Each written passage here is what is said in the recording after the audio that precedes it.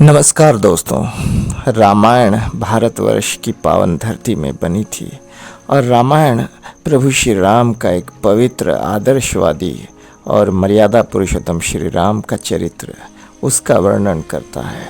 ऐसा चरित्र ना कभी आया है ना आएगा, लेकिन एक बहुत बड़ा उदाहरण समग्र भारतवर्ष के लिए और पृथ्वी के लिए बन गया है।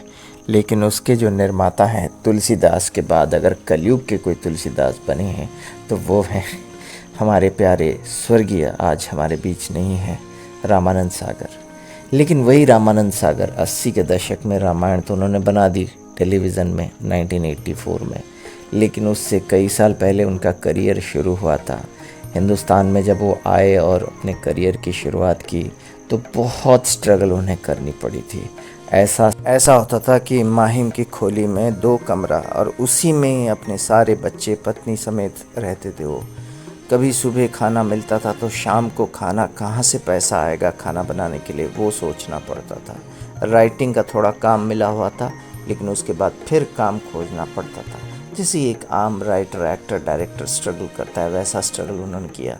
शादी कर ली थी, बच्चे हो गए थे।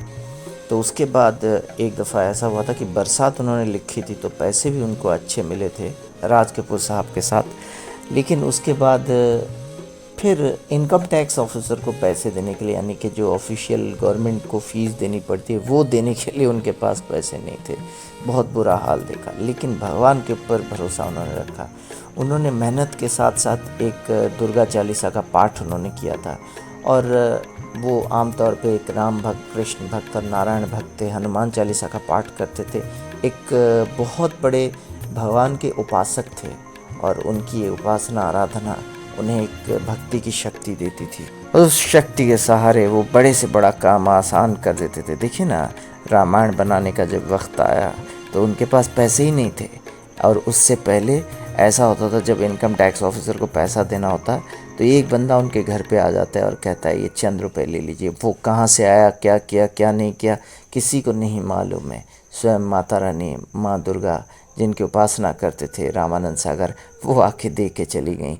ऐसे ही होता था, ऐसे ही होता है एक सच्चे भक्त के साथ। और एक नेक इरादा लेके जब कोई काम करने जाता है तो उसका काम बन ही जाता है। और वैसे ही रामायण के लिए बिल्कुल उनके पास फाइनेंस ही नहीं था और 84 में उन्होंने सक्सेसफुली एक फाइनेंसर को लगा के रामायण बना दी। और आज उसकी बदौलत, उनकी बदौलत, रामानंद सागर की बदौलत, रामायण की बरसात पूरे भारतवर्ष में, पूरे पृथ्वी में बरस रही है और लोग बेनिफिटेड हो रहे हैं।